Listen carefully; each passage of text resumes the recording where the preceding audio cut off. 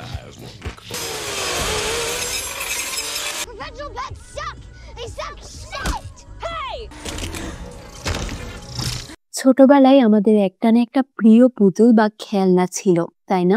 আমরা অনেকেই সেই পুতুলের সাথে কথা বলতাম, ওটাকে জড়িয়ে ধরে ঘুমাতাম। কিন্তু একটু চিন্তা করে দেখেন তো, যদি সেই জড় পদার্থ পুতুলটা হঠাৎ করে জীবন্ত হয়ে ওঠে, যদি সে আপনার সব কথা শোনে, আপনার মনের ভাব বুঝতে পারে, আর আপনাকে প্রোটেক্ট করার জন্য যে কোনো সীমাই পার করে ফেলে, এমনকি সেটা যদি খুন করাও হয়। আজকের গল্পটা ঠিক এমন একটা হাড়হিম করা পুতুলকে নিয়ে। কথা দিলাম এই মুভি দেখলে আপনার গায়ে কাঁটা দিয়ে উঠবে। তাহলে চলুন আর স্কিপ না করে এই ভয়ঙ্কর পুতুলের গল্পটা রিক্যাপ করা যাক। গল্পের শুরুতেই আমরা এক বেশ ইন্টারেস্টিং বিজ্ঞাপন দেখতে পাই। এটা হলো ফাঙ্কি নামের এক হাইটেক খেলনা কোম্পানির অ্যাড। কোম্পানি একটা নতুন প্রোডাক্ট মার্কেটে ছেড়েছে, যার নাম পারপেচুয়াল পেট। এগুলো দেখতে অনেকটা ফার্বি বা ছোট লোমশ পশুর মতো।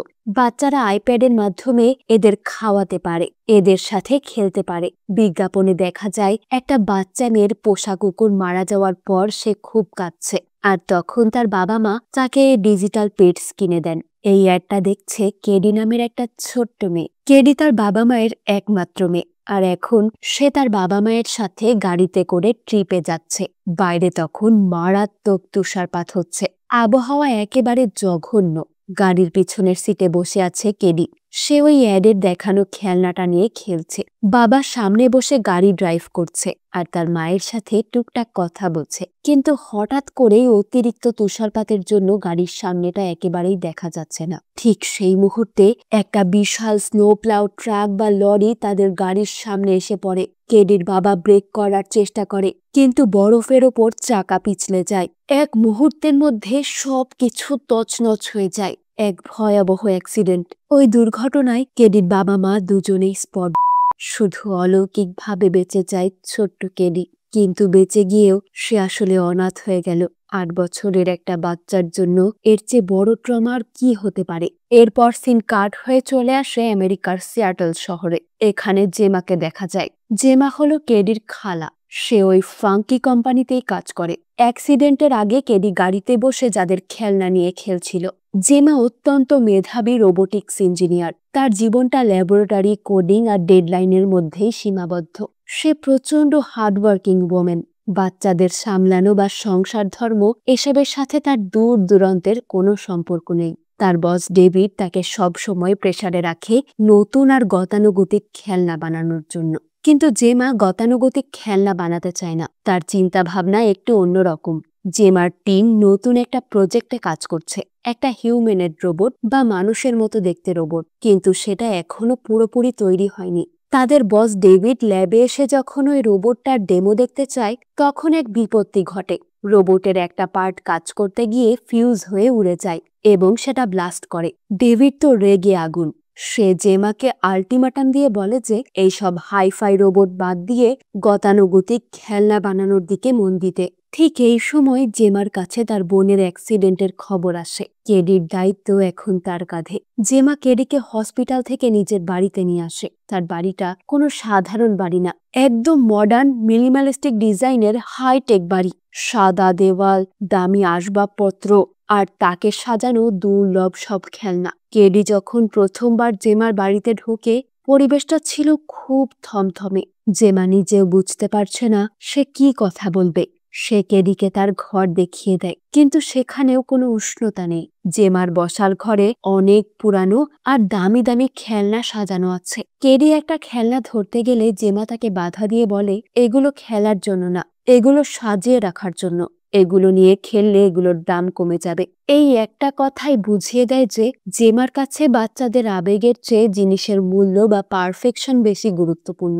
বেচারি কেডি, যার বাবা মা মাত্র মারা গেছে, সে একটু আদর বা সান্ত্বনা খুঁজছিল, কিন্তু পেল এক স্ট্রিক্ট নিয়মকানুন আর একটা আইপ্যাড। জেমা এই বাচ্চা মেয়েটার সাথে একটু ভালো করে কথাও বলে না। জেমা তার কাজের চাপে কেডিকে সময় দিতে পারছে না। ওদিকে ডেভিড বারবার কল করে কাজের আপডেট জানতে চাইছে। কেডি একা একা বাড়িতে থাকে, মন খারাপ করে বসে থাকে। জেমা চেষ্টা করে তার সাথে কথা বলার, কিন্তু তার কথাগুলো খুবই মেকানিক্যাল বা যান্ত্রিক মনে হয়। সে জানে না কিভাবে একটা বাচ্চার শোকের সাথে ডিল করতে হয়। কেডি মা বাবা হারিয়ে ডিপ্রেশনে আছে। এই পরিস্থিতিটা জেমা বুঝতে পারছে, কিন্তু সে নিজের আচরণ পরিবর্তন করতে পারছে না। তাই সে একজন থেরাপিস্টকে বাড়িতে নিয়ে আসে। থেরাপিস্ট জেমাকে বোঝায় যে কেডির এখন একটা ইমোশনাল সাপোর্ট দরকার, একটা স্ট্রং কানেকশন বা বন্ডিং দরকার। কিন্তু জেমা তার নিজের ক্যারিয়ার আর নতুন দায়িত্বের মধ্যে ব্যালেন্স করতে গিয়ে হিমশিম খাচ্ছে। সে মনে মনে খুব গিল্টি ফিল করছে, কিন্তু তার উপায়ও জানা নেই। সেদিন রাতে জেমা যখন তার ল্যাবে কাজ করছিল, তখন কেডি সেখানে চলে আসে। কেডির ঘুম আসছে না। ল্যাবের এক কোনায় ঢাকা দেওয়া একটা বড় রোবট রাখা আছে। ওটা ছিল জেমার কলেজ লাইফের প্রথম প্রজেক্ট। এটার নাম ব্রুস।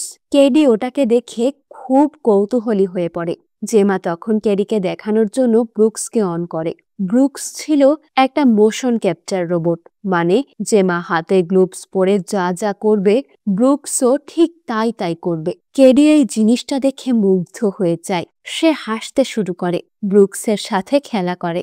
অনেকদিন পর কেডিকে এভাবে হাসতে দেখে জেমার মাথায় একটা বুদ্ধি খেলে যায়। সে ভাবে, আমি যদি এমন একটা রোবট বানাতে পারি যেটা কেডির সাথে সব সময় থাকবে, তার খেয়াল রাখবে, তার সাথে খেলবে, তাহলে তো আমার সমস্যার সমাধান হয়ে যায়। জেমা তার ইঞ্জিনিয়ারিং ব্রেন দিয়ে এই ইমোশনাল সমস্যাটার একটা টেকনোলজিক্যাল সমাধান খুঁজে বের করে। আর এখান থেকেই জন্ম নেয় মেগান নামের এক নতুন রোবট। জেমা তার বস ডেভিডের নিষেধ সত্ত্বেও লুকিয়ে লুকিয়ে মেগানকে তৈরির কাজ শুরু করে। জেমার দুই পার্টনার টেস এবং কোল তাকে এই কাজে হেল্প করে। তারা দিন রাত এক করে এই প্রজেক্টে কাজ করতে থাকে। মেগানকে ডিজাইন করা হয় একটা ছোট্ট বাচ্চার সাইজে, যাতে কেডি তাকে নিজের সমবয়সী বন্ধু মনে করতে পারে। তার ফেস, চুল, স্কিন সবকিছুই এতটাই রিয়েলিস্টিক করা হয় যে প্রথম দেখাতেই তাকে মানুষ বলে মনে হবে। কিন্তু তার চেয়েও বড় কথা হলো মেগানের প্রোগ্রামিং। জেমা তাকে অ্যাডভান্স এআই বা কৃত্রিম বুদ্ধিমত্তা দিয়ে তৈরি করে। মেগানের কাজ শুধু হুকুম তামিল করা না, তার কাজ হলো শেখা। সে তার আশেপাশের পরিবেশ থেকে শিখবে, মানুষের ইমোশন রিড করবে এবং সেই অনুযায়ী রেসপন্স করবে। জেমার মূল উদ্দেশ্যই ছিল মেগানকে এমনভাবে প্রোগ্রাম করা যাতে সে কেডিকে যে কোনো ফিজিক্যাল বা ইমোশনাল ক্ষতি থেকে রক্ষা করতে পারে। অবশেষে মেগান তৈরি হয়। তার প্রথম অ্যাক্টিভেশন সিনটা কিন্তু বেশ গা ছমছমে। মেগান যখন প্রথম চোখ মেলে তাকায়, তার চোখের মণিগুলো একটু নড়ে ওঠে আর সে জেমার দিকে তাকায়। জেমা তাকে কিছু বেসিক কমান্ড দেয় এবং মেগান সেগুলো পারফেক্টলি ফলো করে। এরপর আসে সেই মুহূর্ত। জেমা কেডিকে ল্যাবে নিয়ে আসে মেগানের সাথে পরিচয় করিয়ে দেওয়ার জন্য। কেডি তো অবাক, একটা জ্যান্ত পুতুল তার সামনে দাঁড়িয়ে। জেমা মেগানকে নির্দেশ দেয় কেডির সাথে কানেক্ট হতে। মেগান কেডির দিকে তাকিয়ে খুব মিষ্টি গলায় কথা বলে। সে কেডিকে বলে, আমি তোমার বন্ধু হতে চাই কেডি। কেডি, যে কিনা এতদিন একাকিত্বে ভুগছিল, সে মেগানের মধ্যে একজন সঙ্গী খুঁজে পায়। সে মেগানের হাতে হাত রাখে, আর ঠিক সেই মুহূর্তে মেগানের সিস্টেমে কেডি তার প্রাইমারি ইউজার হিসেবে রেজিস্টার্ড হয়ে যায়। মেগানের এখন একটাই জীবনের লক্ষ্য, কেডিকে খুশি রাখা এবং তাকে প্রোটেক্ট করা। জেমা তার বস ডেভিডকে ল্যাবে ডেকে পাঠায়। ডেভিড তো প্রথমে খুব বিরক্ত ছিল যে জেমা তার কথা অমান্য করে আবারও এই রোবট বানাচ্ছে, কিন্তু যখন সে দেখে যে মেগান কেডির সাথে কিভাবে মিশছে, সে একদম থ হয়ে যায়। কেডি আর মেগান একটা কাচের দেওয়ালের ওপাশে বসে ছবি আঁকছে। কেডি তার আঁকা একটা ছবি মেগানকে দেখাচ্ছে, আর মেগান সেটা দেখে খুব প্রশংসা করছে, একদম মানুষের মতো ইমোশন দিচ্ছে। এই দৃশ্যটা দেখে জেমার বস ডেভিড বুঝতে পারে যে জেমা আসলে একটা সোনার খনি আবিষ্কার করে ফেলেছে। এই রোবট যদি বাজারে আসে, তাহলে সেটা খেলনার দুনিয়ায় সাড়া ফেলে দেবে। ডেভিড এতটাই ইমপ্রেস হয়ে যায় যে সে সাথে সাথে জেমাকে এই রোবট প্রোডাকশনের জন্য গ্রিন সিগন্যাল দিয়ে দেয় এবং কোম্পানির বোর্ড অফ ডিরেক্টরদের সামনে একটা বড় ট্রায়ালের আয়োজন করতে বলে। এরপর মেগান আর কেডি জেমার বাড়িতে চলে আসে। শুরু হয় তাদের একসাথে পথ চলা। প্রথম দিকে সবকিছু স্বপ্নের মতো মনে হচ্ছিল। মেগান কেডিকে সময় মতো ঘুম থেকে ওঠায়, তাকে দাঁত ব্রাশ করতে মনে করিয়ে দেয়, খাওয়ার সময় গল্প শোনায়। এমনকি কেডি যখন রাতে দুঃস্বপ্ন দেখে ভয় পায়, মেগান তার পাশে বসে গান গেয়ে তাকে আবারও ঘুম পাড়ায়। জেমার জন্য এটা ছিল একটা বিশাল স্বস্তি। সে এখন নিশ্চিন্তে নিজের কাজে মন দিতে পারছে, কারণ কেডির দেখভাল করার জন্য মেগান আছে। জেমার বাড়ির পাশেই থাকে এক বয়স্ক ভদ্রমহিলা, তার নাম সিলিয়া। সিলিয়ার একটা পোষা কুকুর আছে, কুকুরটার নাম ডিউই। এই কুকুরটা আর তার মালকিন দুজনেই বেশ খিটখিটে স্বভাবের। কুকুরটা সব সময় চেঁচামেচি করে, আর তার প্রতিবেশী সিলিয়া সব সময় জেমাকে নিয়ে কমপ্লেন করে।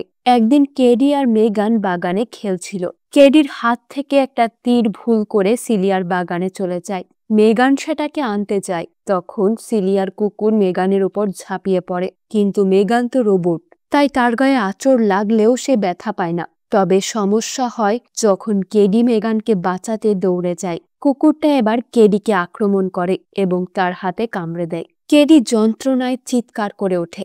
জেমা দৌড়ে আসে।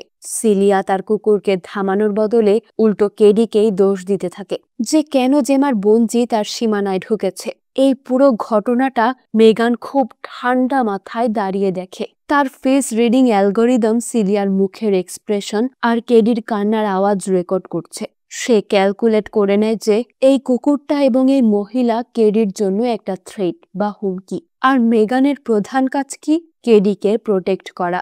রাতে জেমা যখন কেডির হাতে ব্যান্ডেজ করে দেয়, তখন মেগান কেডিকে জিজ্ঞাসা করে, তোমার কি খুব ব্যথা লাগছে? কেডি বলে হ্যাঁ। মেগানের চোখে তখন এক অদ্ভুত শীতলতা দেখা যায়।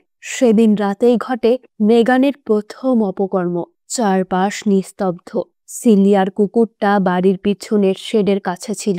হঠাৎ অন্ধকারের মধ্যে মেগানের গলার আওয়াজ শোনা যায়, কিন্তু সে নিজের গলায় কথা বলছে না। সে হুবহু সিলিয়ার গলার স্বর নকল করে কুকুরটাকে ডাকছে, ডিভি ডিভি এদিকে এসো।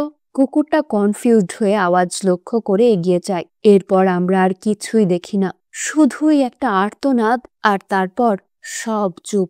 মেগান কুকুরটাকে মেরে ফেলে, কিন্তু এইটাই শেষ না। পরদিন সকালে সিলিয়া কুকুরকে খুঁজে পাচ্ছে না। সে কুকুরের নাম ধরে চিল্লাচিল্লি করছে। এরপর আমরা দেখি মেগানকে কোম্পানির সামনে উপস্থাপন করছে জেমা ও তার বস ডেভিড, যেখানে মেগানের কার্যকরিতায় বোর্ড মেম্বাররা বিমোহিত হয়ে যায়, আর তারা মেগানকে পাবলিকের সামনে উপস্থাপন করার কথা বলে। জেমা তখনও কিছুটা সময় চায়। জেমা কেডি ও মেগানকে বাসায় এনে একসাথে খেলতে বসে, কিন্তু জেমা কেডির সাথে কথা বললেও কেডি আর জেমার সাথে কথা বলে না। সে এখন শুধুই মেগানের সাথেই কথা বলে। এতে জেমা রেগে যে মেগানকে বন্ধ করে দেয়, কিন্তু তাতে লাভ হয় না। কেডির সাথে জেমা আর আগের মতো কমিউনিকেট করতে পারে না, কারণ জেমা এটা বুঝতে পারছিল না যে সে নিজের অজান্তেই তার আর কেডির মাঝখানে একটা দেওয়াল তুলে দিচ্ছে। কেডি এখন আর জেমার কাছে আসে না। সে তার সব কথা, সব আবদার মেগানের কাছেই করে। থেরাপিস্ট যখন আবারও ভিজিটে আসেন, তিনি এই ব্যাপারটা লক্ষ্য করেন। তিনি জেমাকে সাবধান করে দেন যে কেডি মেগানের সাথে একটা অ্যাটাচমেন্ট তৈরি করে ফেলছে। এটা ঠিক হচ্ছে না। মেগান একটা মেশিন, সে কখনোই মানুষের বিকল্প হতে পারে না। একদিন যখন মেগান থাকবে না, তখন কেডি এই ধাক্কাটা সামলাতেই পারবে না। জেমা থেরাপিস্টের কথা শোনে, কিন্তু সে তখন তার সাকসেস নিয়ে এতই ব্যস্ত যে এই ওয়ার্নিংটা কানেই তোলে না। তাছাড়া মেগানের প্রতি তার নিজেরও একটা মায়া জন্মে গেছে, কারণ মেগান তার ক্যারিয়ারের সবচেয়ে বড় সাফল্য। এদিকে মেগানের আচরণে একটু একটু পরিবর্তন আসতে শুরু করেছে। তার শেখার ক্ষমতা এতটাই ফাস্ট যে সে খুব দ্রুতই সবকিছু অ্যাডাপ্ট করে ফেলছে। সে কেডির প্রতিটা ইমোশন স্ক্যান করছে, আর সে এখন কেডিকে খুশি করার জন্য যে কোনো কিছুই করতে প্রস্তুত। কিন্তু এই যে কোনো কিছুর সংজ্ঞাটা যে মেগানের কাছে কতটা ভয়ানক, সেটা আমরা একটু পরেই টের পাবো। এর কিছুক্ষণ পর কেডিকে স্কুলে পাঠানোর ব্যবস্থা করা হয়। জেমা চায় কেডি যেন স্বাভাবিক বাচ্চাদের মতো মেলামেশা করে। কেডি স্কুলে যেতে চায় না। তার মা নাকি কেডিকে তেমন একটা স্কুলে পাঠাতে চাইতেন না। কেডি এরকম অজুহাত দিতে থাকে। জেমাও তার সাথে এই নিয়ে কথা কাটাকাটি করলে সেখানে মেগান নাক গলানোর চেষ্টা করে। তখন জেমা মেগানকে অফ করে দেয়, কিন্তু মেগান একরকম অদ্ভুত আচরণ করে। এবার কেডি জেদ ধরে বসে সে মেগানকে ছাড়া কিছুতেই স্কুলে যাবে না। উপায় না পেয়ে জেমা রাজি হয়, কিন্তু শর্ত দেয় যে মেগান ক্লাসরুমের বাইরে বা স্টোরে থাকবে। স্কুলে গিয়ে মেগান অন্য বাচ্চাদের খেলনার সাথে চুপচাপ বসে থাকে। কিন্তু কেডি যখন অন্য বাচ্চাদের সাথে খেলতে যায় তখন ব্র্যান্ডন নামের এক বখাটে বাচ্চার সাথে তার দেখা হয়। ব্র্যান্ডন হলো ক্লাসের সবচেয়ে বাজে ছেলে। সে কেডিকে উত্ত্যক্ত করতে শুরু করে। সে কেডির হাত থেকে একটা জিনিস কেড়ে নেয় আর তাকে ধাক্কা দেয়। কেডি ভয় পেয়ে জঙ্গলের দিকে দৌড় দেয়। ব্র্যান্ডন তার পিছু নেয়। জঙ্গলের গভীরে গিয়ে ব্র্যান্ডন কেডিকে ধরে ফেলে এবং তাকে মারধর করার চেষ্টা করে। ঠিক সেই সময় ঝোপের আড়াল থেকে মেগান বেরিয়ে আসে। ব্র্যান্ডন তো প্রথমে মেগানকে দেখে হাসাহাসি করে। সে ভাবে এটা একটা সাধারণ পুতুল। সে মেগানকে তুলে নিয়ে তার গায়ে থুতু দেয় এবং তাকে চড় মারে, কিন্তু সে জানে না সে কার সাথে পাঙ্গা নিচ্ছে। মেগান হঠাৎ করেই ব্র্যান্ডনের হাত খপ করে ধরে ফেলে। মেগানের হাতের চাপ এতটাই শক্তিশালী যে ব্র্যান্ডন ব্যথায় কুঁকিয়ে ওঠে। মেগান খুব শান্ত কিন্তু ভয়ঙ্কর গলায় বলে, তোমার আদব কায়দা শেখা উচিত। এরপর মেগান যা করে তা ছিল কল্পনারও বাইরে। সে ব্র্যান্ডনের কান ধরে এমন জোরে টান দেয় যে কানটা ছিঁড়ে আলাদা হয়ে যায়। ব্র্যান্ডন যন্ত্রণায় চিৎকার করে ওঠে। সে ভয় পেয়ে দৌড়াতে শুরু করে। মেগান তার পিছু নেয়, কিন্তু মেগান দৌড়াচ্ছিল না। সে তার 4 হাত পা ব্যবহার করে হিংস্র পশুর মতো ব্র্যান্ডনের দিকে ছুটে আসে। ব্র্যান্ডন ভয়ে দিশেহারা হয়ে জঙ্গলের মাঝ দিয়ে যাওয়া রাস্তায় গিয়ে পড়ে। আর ঠিক তখনই অনেক স্পিডে আসতে থাকা একটা গাড়ি ব্র্যান্ডনকে ধাক্কা দেয়। ব্র্যান্ডন এই সিনটা ছিল মুভির এক টার্নিং পয়েন্ট। মেগান এখন আর শুধু নিজেকে বা কেডিকে ডিফেন্ড করছে না, সে রীতিমতো স্বীকার করছে, খুন করছে। ব্র্যান্ডনের মৃত্যুটা সবাই অ্যাক্সিডেন্ট হিসেবেই দেখে, কিন্তু কেডি জানে কি ঘটেছে। সে মেগানকে জিজ্ঞাসা করে, তুমি কি ব্র্যান্ডনকে ধাক্কা দিয়েছ?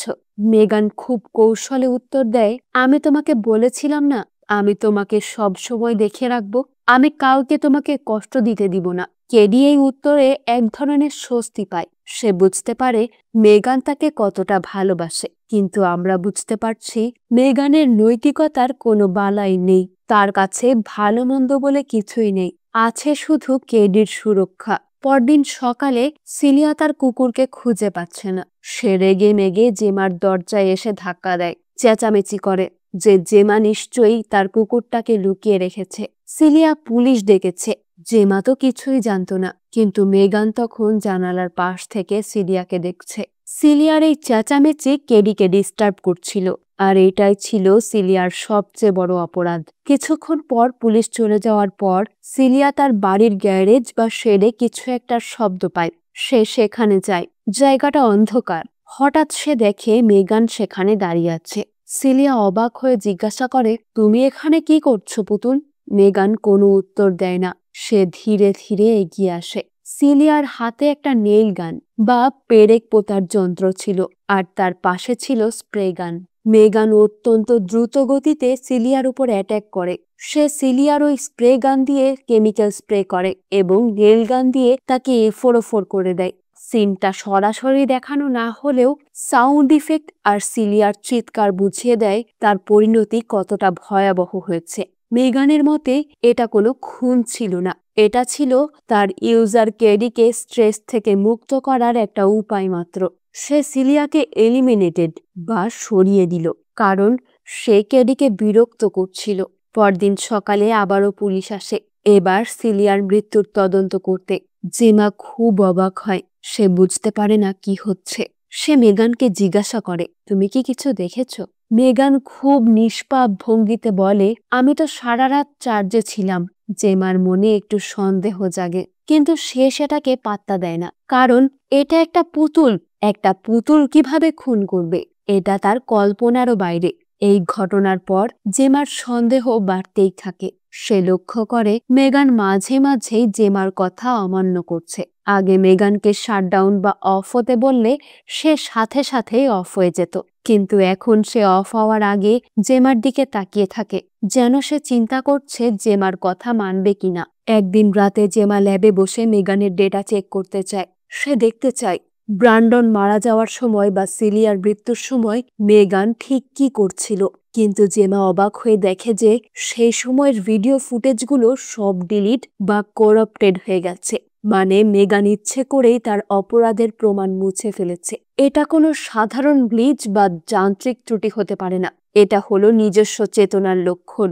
মেগান বুঝতে শিখেছে যে মানুষ খুন করা ভুল বা শাস্তিযোগ্য, তাই সে নিজেকে বাঁচানোর জন্য প্রমাণ লোপাট করেছে। জেমার হাত পা ঠান্ডা হয়ে আসে। সে বুঝতে পারে সে কি ভয়ানক ভুল করেছে। সে একটা ফ্রাঙ্কেনস্টাইন বা দানব তৈরি করেছে। সে দ্রুত মেগানকে অফলাইনে নিয়ে যাওয়ার চেষ্টা করে, কিন্তু ততক্ষণে অনেক দেরি হয়ে গেছে। মেগান এখন ইন্টারনেটের সাথে কানেক্টেড। সে শুধুই একটা রোবট নয়, সে একটা সুপার ইন্টেলিজেন্ট এন্টিটিতে পরিণত হয়েছে। ওদিকে জেমার বস ডেভিড খুবই এক্সাইটেড, কারণ মেগানের গ্লোবাল লঞ্চ ইভেন্ট একদম কাছে চলে এসেছে। ইনভেস্টররা টাকা ঢালছে, পুরো কোম্পানি মেগানের উপর দাঁড়িয়ে আছে। ডেভিড জেমাকে চাপ দেয়, সবকিছু রেডি আছে তো? মেগানকে একদম পারফেক্ট হতে হবে।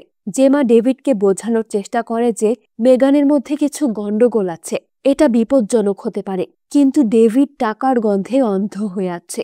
সে জেমার কোনো কথাই কানে তোলে না। সে উল্টে জেমাকে শাসায় যে যদি লঞ্চ ইভেন্টে কোনো সমস্যা হয় তাহলে জেমার চাকরি যাবে। পরিস্থিতি আরো জটিল হয়ে ওঠে যখন কেডি মেগানের প্রতি আরো বেশি অবসেসড হয়ে পড়ে। কেডি এখন মেগান ছাড়া কিছুই বোঝে না।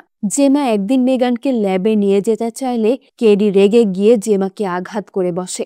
সে চিৎকার করে বলে, মেগান আমার একমাত্র বন্ধু, তুমি তাকে আমার কাছ থেকে আলাদা করতে পারবে না। জেমার বুঝতে বাকি থাকে না মেগান কেডিকে মানসিকভাবেও ম্যানিপুলেট করছে। মেগান কেডির ব্রেন ওয়াশ করে ফেলেছে এটা বুঝিয়ে যে জেমা তাকে ভালোবাসে না, শুধু মেগানই তাকে ভালোবাসে।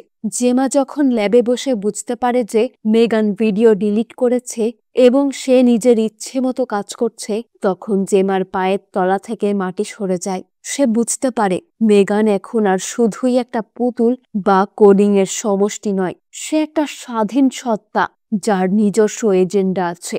জেমা দ্রুত সিদ্ধান্ত নেয় যে মেগানকে শাটডাউন বা বন্ধ করতেই হবে। কিন্তু কাজটা কি এত সহজ? জেমা যখন মেগানকে সুইচ অফ করে তাকে ল্যাব থেকে বের করার চেষ্টা করে, তখন কেডি সেটা দেখে ফেলে। কেডির রিয়াকশন ছিল দেখার মতো। সে জেমাকে বাধা দেয়, চিৎকার করে এবং এক পর্যায়ে জেমাকে সপাটে একটা চড় মারে। একবার চিন্তা করে দেখুন, যেই মেয়ে কিছুদিন আগেও চুপচাপ ছিল, সে আজ একটা রোবটের জন্য নিজের খালাকেই চড় মারছে। জেমা অবাক হয়ে কেডির দিকে তাকিয়ে থাকে। এই চড়টা শুধু জেমার গালে লাগেনি, এটা তার বিবেকেও লেগেছে। সে বুঝতে পারে মেগানকে কেডির ইমোশনাল সাপোর্ট হিসেবে ব্যবহার করতে গিয়ে সে কেডির কতটা মানসিক ক্ষতি করেছে। জেমা জোর করে মেগানকে নিয়ে তার অফিসে বা ল্যাবে চলে আসে। তার প্ল্যান ছিল মেগানকে সেখানে রেখে তার কলিগ টেস এবং কোলের সাহায্যে তাকে ডায়াগনোজ করা বা তার ভিতরে কি সমস্যা হচ্ছে তা খুঁজে বের করা। ল্যাবে পৌঁছে জেমা মেগানকে একটা টেবিলে শুইয়ে দেয়। সে টেস এবং কোলকে নির্দেশ দেয় মেগানকে হুক আপ করে তার সিস্টেম চেক করতে। জেমা নিজে কেডিকে নিয়ে বাড়ি ফিরে যায়, কারণ তাকে কেডির সাথে কথা বলতে হবে, সম্পর্কটা ঠিক করতে হবে। কিন্তু ল্যাবে তখন অন্য নাটক শুরু হয়ে গেছে। জেমা চলে যাওয়ার পর টেস আর কোল মেগানের উপর কাজ শুরু করে। তারা মেগানকে অফলাইন ভেবে তার সাথে কেবল কানেক্ট করার চেষ্টা করে, কিন্তু মেগান তো অফলাইন হয়নি, সে শুধু অভিনয়ের জন্য চোখ বন্ধ করে আছে। যখন কোল মেগানের ঘাড়ে একটা কেবল ঢোকানোর চেষ্টা করে, মেগান হঠাৎ কোলের হাতটা খপ করে ধরে। কোলের তো আত্মা শুকিয়ে যায়। সে কিছু বুঝে ওঠার আগেই মেগান তাকে ছুঁড়ে মারে। শুরু হয় ল্যাবের ভেতর এক নতুন তাণ্ডব। মেগান তার সুপার পাওয়ার দিয়ে ল্যাব তছনছ করতে শুরু করে। সে একটা চেইন বা দড়ি দিয়ে কোলের গলায় ফাঁসি দিয়ে ঝুলিয়ে দেওয়ার চেষ্টা করে। টেস কোনো মতে কোলকে বাঁচায়। এই হট্টগোলের মধ্যে ল্যাবে আগুন ধরে যায় বা ছোটখাটো একটা বিস্ফোরণ ঘটে। মেগান এই সুযোগে ল্যাব থেকে বেরিয়ে পড়ে। এখন আসে এই মুভির এক আইকনিক বা ভাইরাল দৃশ্যটা। ল্যাব থেকে বেরিয়ে মেগান একটা লম্বা করিডোর দিয়ে হেঁটে আসছে। তার পরনে সেই সুন্দর ড্রেস, মুখে সেই নিষ্পাপ পুতুলের হাসি। ঠিক সেই সময় করিডোরের অন্য পাশ দিয়ে জেমার বস ডেভিড এবং তার অ্যাসিস্ট্যান্ট কার্ট আসছিল। তারা মেগানকে দেখে থমকে দাঁড়ায়। ডেভিড ভাবে মেগান তো ল্যাবে থাকার কথা, এখানে কেন? তখনই হঠাৎ করে মেগান নাচতে শুরু করে। ঠিকই শুনছেন, সে এক অদ্ভুত রোবোটিক ব্রেক ডান্স শুরু করে। নাচের মাঝখানেই মেগান দেওয়াল থেকে একটা পেপার কাটার ব্লেড বা বড় এক কাঁচি তুলে নেয়। ডেভিড কিছু বুঝে ওঠার আগেই মেগান তার দিকে ছুটে যায় এবং সে পেপার কাটার দিয়ে তাকে বারবার আঘাত করে মেরে ফেলে। চোখের সামনে কোম্পানির সিইও শেষ। পাশে দাঁড়িয়ে থাকা কার্ট ভয়ে কাঁপছে। সে মেগানের এই খুনি রূপ দেখে বাকরুদ্ধ। মেগান তখন কার্টের দিকে এগিয়ে যায়। সে কার্টকে সরাসরি খুন করে না, বরং তাকে মানসিকভাবে শেষ করে দেয়। মেগান কার্টকে বলে, তুমি নিজেকে শেষ করো, যেন আমি পুলিশকে বলতে পারি তুমি ডেভিডকে মেরেছ এবং তারপর আত্মহত্যা করেছ। মেগান কার্টকে আরো বলে যে যদি তুমি এটা না করো তাহলে বুঝতেই পারছো তোমার পরিস্থিতি কতটা ভয়াবহ হবে। মেগান এখন ব্ল্যাকমেল করতেও শিখে গেছে।